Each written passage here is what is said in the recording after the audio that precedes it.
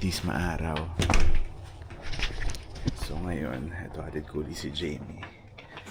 Ano, ikaw mag-video sa kotse ha? Bakit? Wala.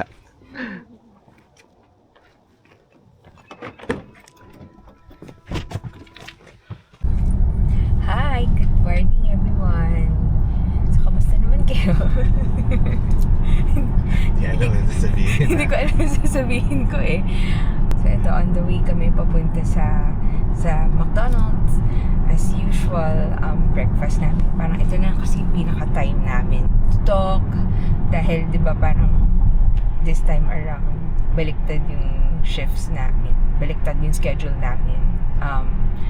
Ako yung naghahatid sa mga bata sa umaga, tapos siya yung nagsusundo sa mga bata sa hapon. Kaya hindi kami masyadong nagkikita. So, sa gabi na lang, pagka dinner time, doon na lang kami nakakapag-usap. Pero, since nandun yung mga bata, syempre, namin, inaasikaso yung mga kids, kaya wala kaming masyadong time together. Yes.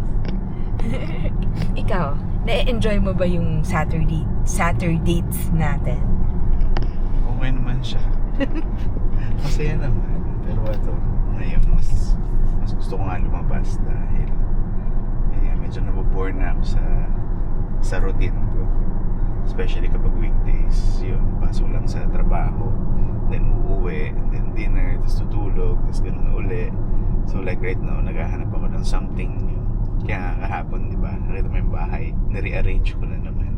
So mamaya papakita ko na lang sa kanila pag uwi ko sa bahay kung ano na naman yung ginawa ko sa bahay dahil yun nga, next week dadating na nga yung parents ko. And so far naman, medyo naayos na naman natin yung mga kailangan ayusin. Nakakapagpaalam na kami sa landlord namin. Pero until now, ayun, parang naghahanap pa rin kami ng wheelchair. Na-excite ka na ba? Parating na sila yung parents mo? Siyempre naman, sino ba naman di ma-excite dahil yun, it's been around 4 years na since na last kami nagkita. And yun nga, kahit na medyo magastos, but of course, syempre, magulang natin yun. Ikaw, na-excite ka na ba? Na-excite ako at na-excite ako kasi alam kong extra challenge. Dahil, yun nga, extra challenge siya in a sense na kailangan kong isipin kung ano yung pwede nating ihanda sa kanila. Dahil syempre gusto ko maging memorable. Gusto ko din magkaroon ng chance to be able to serve them. Baka hindi nila alam, parang kasama natin sila when we were in the Philippines before tayo bumukod, diba? Parang ilang years yun na we were living in one roof. Hindi ko na maalala. Basta definitely more than 10 years. And speaking of, ayun, ready na nga kami. And nabook na nga namin sila ng flight. Pero yung nabook namin sa kanila, hindi siya direct flight. May connecting flight siya to Taiwan. Parang the same flight na kinuha namin kay Francine before. So, from Philippines to Taiwan, then Taiwan to Toronto na. And yun nga, nabili ko na rin sila ng travel insurance. Pero medyo pricing nga lang din siya. Dahil meron pre-existing, diba? Ang nilagay, kaya additional siya. Pero yung coverage na kinuha sa kanila is $50,000. Tapos meron lang siyang deductible na $500. Pero dun sa stay nga nila, total of 77 days. Ang binayaran ko nga for dun sa travel insurance nila para sa dalawa na sa kanila is parang $1,100. Medyo pricey nga talaga siya. Medyo mahal nga siya. Pero alam mo, ang dami ko rin nakausap recently na sinasabi nga nila na importante talaga yung insurance. Kailangan natin ipag-pray yung travel nila. Pero nakakatuwa nga rin pati yung dalawang bata, diba? Parang every night yung prayers nila, yung magiging safe travel, yung lolo and lola nila. Totoo. Tsaka excited na rin sila. Tsaka parang pinagpe-pray nila na sana maging masaya yung lolo at lola nila pagdating dito, na mag-enjoy sila dito, na gusto na nila tumira dito. Yun yung sinasabi nila. Kaya yun. Yan. Madali ba? So, nandito na nga ulit tayo sa McDonald's. Naka-order ka na ba? Ay, oo. Ilalagay ko na lang yung table natin. Ba't may dala kang bag? Oo nga. Ihatid naman kita. Kaya hindi ko, parang na siya, reflex na siya. Oh, pero hindi mo napansin, this past few days, Malamig-lamig. parang lumalamig na naman. Ito nga yung perfect weather, di ba? Oo. Yung maaraw, pero hangin, tapos, sakto. Kasi umulan, no? Oo. Nung isang araw, lakas ng ulan, di ba? Nabasa ang ako pag Ito ulit yung pagkain namin. Pero ba't ang daming hash brown? Kasi free, may promo ngayon na free yung hash brown. Pagka nag-order ka ng kahit anong Tapos yung dalawa, kasama na talaga. kasama na siya sa meal. Kaya tatlo yung hash brown natin. Boy, kain tayo. Nakalibre din ako ng iced coffee kasi na double charge ako last time sa order ko. So, to nag-complain compensate? To compensate, binigyan ako ng 20,000 boots. Kaya meron akong 10 iced coffee na free. Yan, so tapos na kami mag-breakfast. So ngayon, napag-usapan namin ni Jamie. Kanina tinanong niya ako kung ano ba raw plano ko bukas dahil Father's Day. Actually, nakalimutan ko na nga na Father's Day pala tomorrow. Yesterday lang ako ni-remind ni Sky dahil meron nga siyang regalo for me na ginawa niya sa school. Si Spider-Man ka daw. Si Spider-Man. Sky, what's that? It's a Father's Day gift, and I made Spider-Man, and that's your face in a mask. Can I open it today? No, only in When is Father's Day? 2 days. 2 days from today. Is that a surprise? Yes. Okay. But only open it in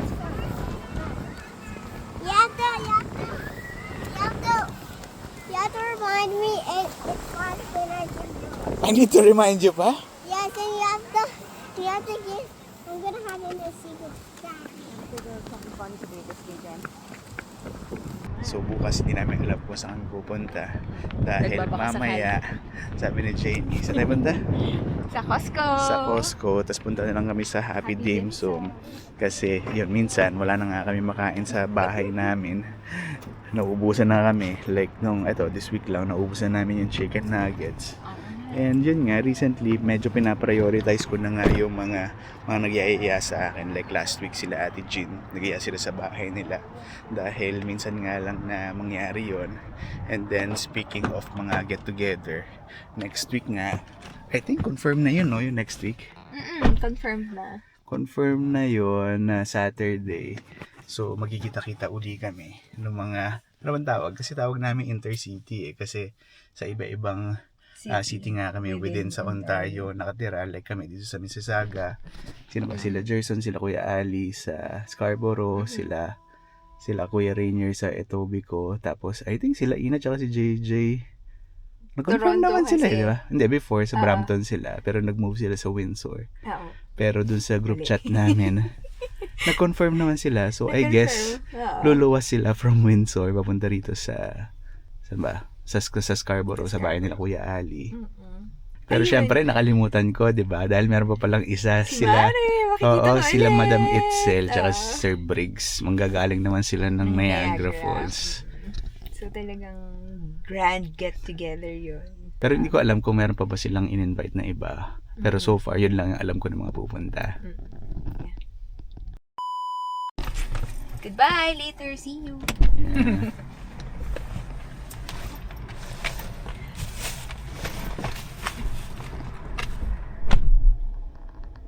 So, nandito na tayo sa bahay. Actually, nakatulog tayo sandali ulit. Pero ngayon, itong mga bata gusto na raw kumain. So, yung lunch natin for today, ito, fried chicken. Actually, ginawa to ni Jamie last night. Pero since wala na kaming ibang pwedeng kainin, so niluto niya na rin to para meron kaming kainin this lunch. Habang iniinit natin yung chicken, pakita ko lang sa inyo yung mga changes nga na ginawa ko na naman dito sa bahay namin.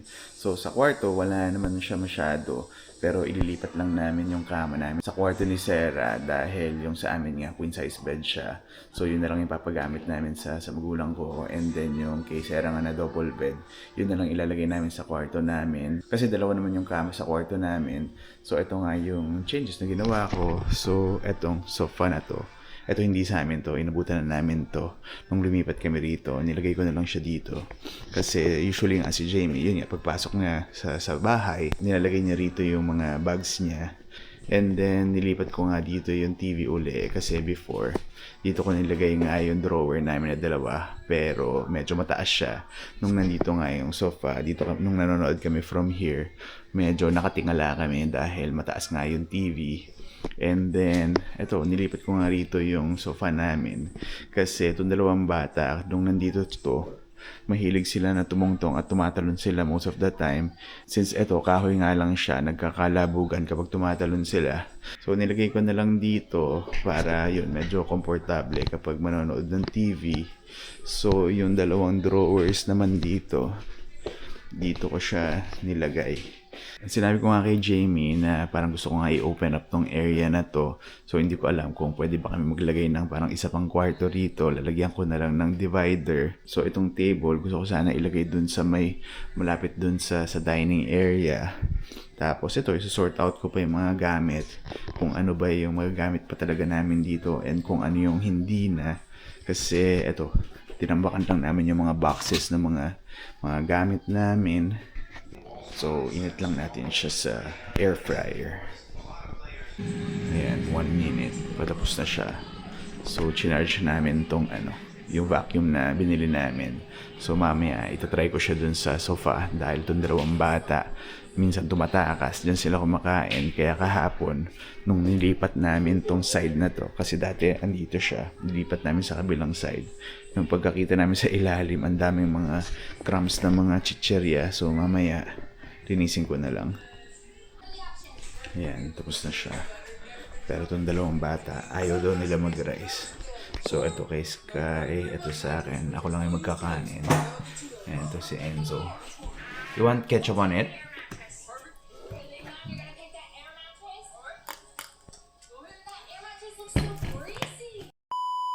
Time check, 3:40. So, yan, pinagbihis ko na ito mga bata. Dahil in 5 minutes, alis na kami. Sunduin na namin si Jamie. At least maaraw pa rin. Yung magbibigay pala sa atin ng wheelchair, nag-message na sa atin. So, dadaanan natin siya mamaya. Mommy. Tagal mainit. Yes, it's burning. Oh no! Sorry. And I'm kind of sweaty. You're sweaty, I'm sorry. You should have gone down. Mommy, why were you late? Because the door was closed. That's why I'm And late. then you added the watch to your boss and say, can you open the door? Yes, I had to wait for someone to come out before I can come out.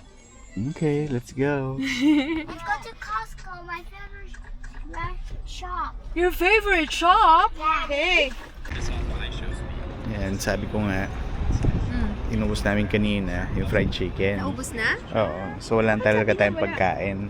Ha? Kumain kaya siya. Yan. So, ngayon, dito nga kami sa Happy Dim Sum. Para, eto, yung mga times na wala kaming makain.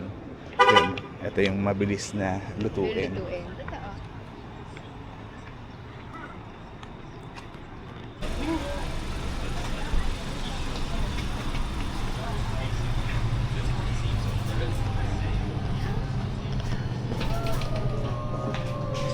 Dito, di ba?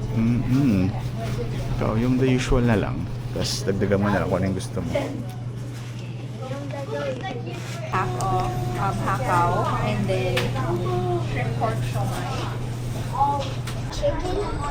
No, Baby. this is different. This is siomai.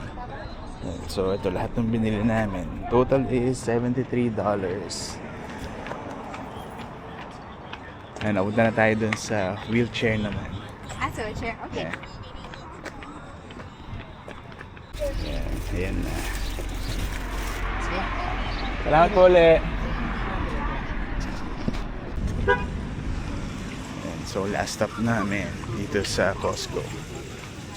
Hindi ko alam kung ano bibili namin. Ay, ano ba bibili natin? Yung sustain, di ba? Kasi kailangan natin puntahan dahil ang dami na nag-message sa atin na mura nga daw dito. So tingnan natin kung naka-sale pa rin today. No, the other one.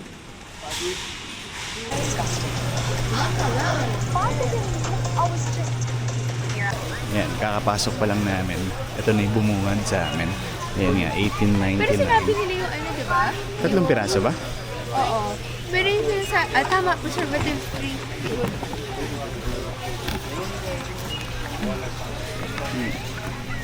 Wow. Ito kasi si Jamie, pinadaan-daan na ako dito. Kaya yan, napaisip tuloy ako. Kasi ito yung iPad Air na 13 inches na M3. Yan, 800 na lang versus itong latest. 1,098.99. So halos wala naman silang pinagkaiba. Inantay to. Itong asawa ko very supportive eh.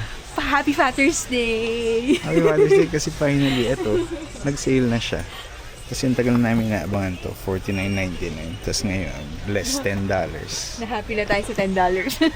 Sale. Oo sa'yo. Tapos ito nga eh, gusto pa niya sumasama yung loob niya. Nakita naman niya itong Dyson. Naka-sale kasi yung V12.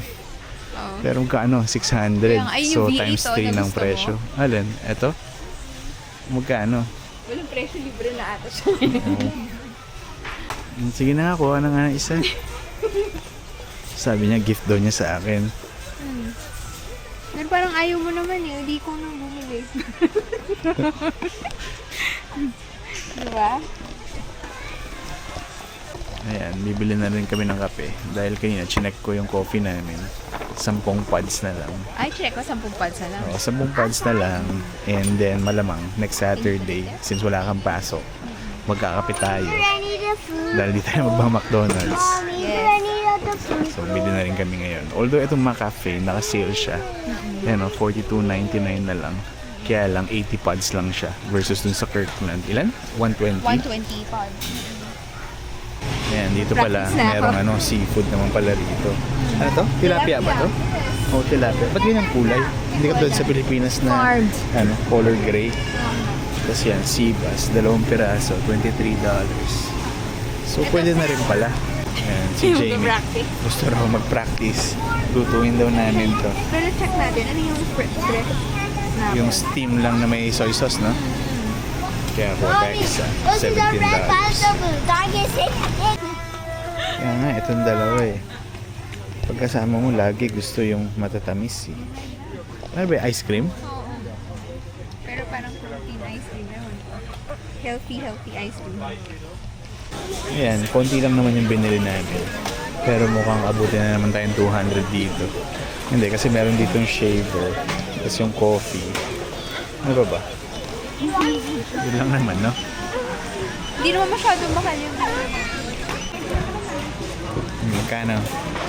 222. 222. Ayan, syempre, every time na pupunta kami dito, it's either hotdog or pizza. Mamma mia! I grabbed the hot dog. I know. Like this. Like this.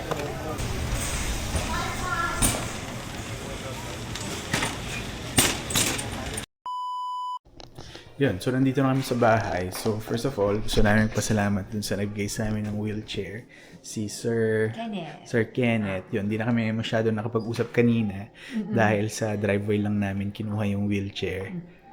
Maraming salamat. Ang laking tulong noon sa pagdating ng parents ni Mike. At least hindi na namin kailangan mag-rent or bumili ng wheelchair. Thank you so much. Thank you so much, sir. And time check, mag-8 p.m. na. And kanina, bumili na nga lang kami ng roasted chicken sa Costco para hindi na magluto si Jamie. And dun sa previous video ko nga, may nag-comment nga dun na nagre-request siya kung pwede nga raw tayo gumawa ng video about sa OINP. But unfortunately, wala kaming magagawang video about it kasi as of now, parang walang OINP. Sa ngayon, walang stream, correct? Yeah. Wala pang kahit anong stream and wala pang rin update kung ano nang pinalitan or ano na yung bagong OINP ngayon. Siguro doon na nga rin ang gagaling yung sinasabi ko sa inyo kanina na parang parang atalos ako at the moment dahil yun yung pinaka first option namin sa OINP. But now, since wala na nga siya, beginning nung May 30, alam mo yun, nawalan ako ng drive doon sa work ko. Since wala pang bago, so hindi ko alam kung ano yung mga requirements. But of course, syempre, thankful pa rin ako dahil at one point, yun din yung pinag-pray ko na makuha ko yung work na yon. Wala lang, parang napapaisip ako na should I take it as a sign na mag-explore ng other opportunities outside. Minsan kasi, pag nagkakwento sa akin yung asawa ko, minsan, ito na rin, na na-frustrate na rin ako dahil siya, parang ang dami niyang options within dun sa pinagtatrabahuhan niya. Tapos hindi ko alam kung nabanggit ko sa'yo before na may nag-message sa akin na isang sumusuport din sa channel natin na may na-offer siya sa akin na work sa Saskatchewan. But unfortunately, hindi ko nga siya na-entertain as of the moment kasi yun nga, dadating nga yung parents ko. Siyempre parang ayoko naman na pupunta sila rito tapos ako pupunta ako sa ibang province.